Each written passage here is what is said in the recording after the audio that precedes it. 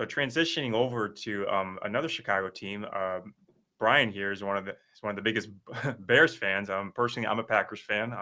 That's just how it is.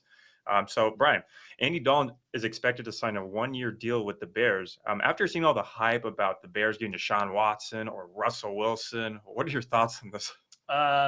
It's a letdown, and that's not Andy Dalton's fault. Andy Dalton's just here. He's a quarterback in the NFL, and he's latching on to his next team. I think it's par for the course when it comes to the Bears organization, where fans get a little overly optimistic because we expect more out of our front office and team than they're actually like willing or capable of delivering on. So to me, getting Russell Wilson never made sense. Mainly because I just never bought into the fact that the Seahawks were actually going to trade him. Mhm. The Bears put together a good offer. They put together an offer of 3 first-round picks, 2 third-round picks, and 2 starters. We don't know officially, but I would venture a guess that those 2 starters were either Khalil Mack or Kyle Fuller with Nick Foles. So like that's not a bad offer. It's just that it comes to the end of the day was Seattle ever willing to trade their greatest player in franchise history? And the answer was no. It never wasn't. It never made any sense. It never did because they don't have the future yet. Exactly. So that would require Seattle to go through a complete rebuild with a head coach who's 70. It just that math never adds up. So your consolation prize is the Red Rocket. It's Andy Dalton. And yes, I understand as a Bears fan, it is a letdown. I'm here to give Andy Dalton his opportunity after last year and the couple years before that. Like nothing can be as bad as the Mitchell Trubisky, Nick Foles debacle.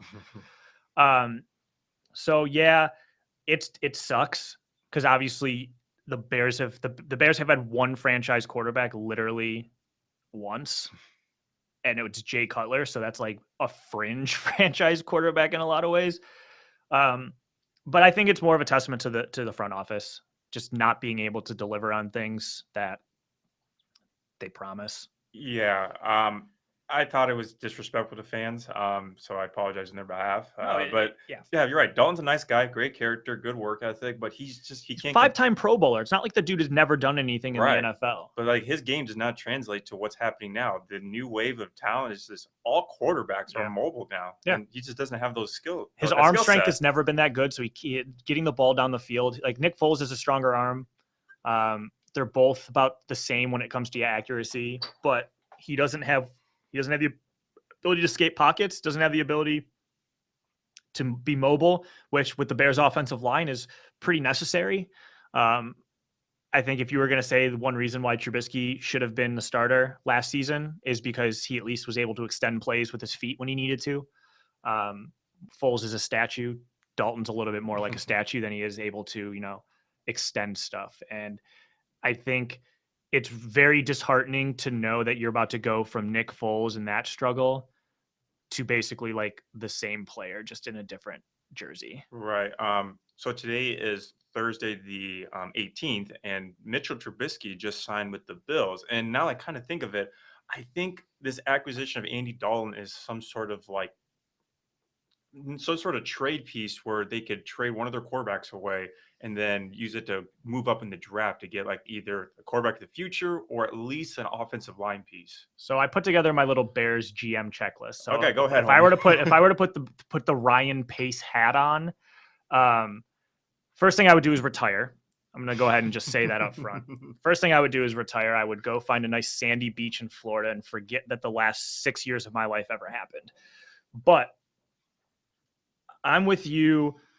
What I think is happening now, and I think the Dalton signing is indicative of this, is that Nick Foles is either going to get traded or get released. Why? If he gets released, it frees up about $12 million in cap. If he gets traded, you could package him with some picks, maybe move up, trading with a team like I wrote down Denver, who has the 9th overall pick, and Philadelphia, who has the 6th overall pick. Now, I don't think Philly's as likely to trade partner. They have way too many holes to adjust themselves to trade that 6th overall pick. But Denver at 9 kind of makes a lot of sense, and that then puts you in position to get someone like Trey Lance or get someone like Zach Wilson from BYU. And then you could draft a quarterback to wherein sits behind Dalton for 1 year, and then there's your quarterback of the future. I think the only way this Dalton signing makes sense is if Foles is out the door now, because I don't understand how you can go with Dalton and Foles in your quarterback room after what happened the past 3 years without having a plan to draft a quarterback in the first round. And at 20, your options are going to be Mac Jones or nothing.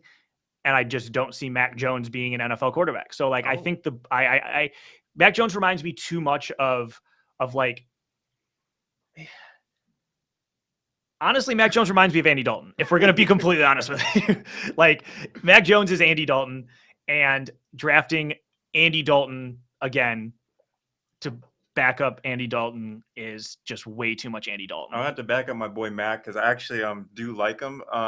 You're right. He's nothing exceptional. He's not going to be someone that's going to be Hall of Famer, in my opinion. I think he's a career backup. He's got a career in the NFL. I just don't see him as being a frontline starter. Well, here's what I like about Mac Jones versus all these other quarterbacks. He has very good decision-making skills, which will get you very far, believe it or not. Because I've seen plenty of gunslinger players like Carson Wentz. Like, he makes terrible decisions. They fizz out. And he's just not where he was at before. My only gripe with Mac Jones, and we don't got to go too far down with it, is at Alabama, being at a program like Alabama, averaging 48 points a game, most prolific offense in the history of the sport. True. If you actually look at it, what was Mac Jones asked to do there? He was basically just asked not to turn the ball over. True. Right?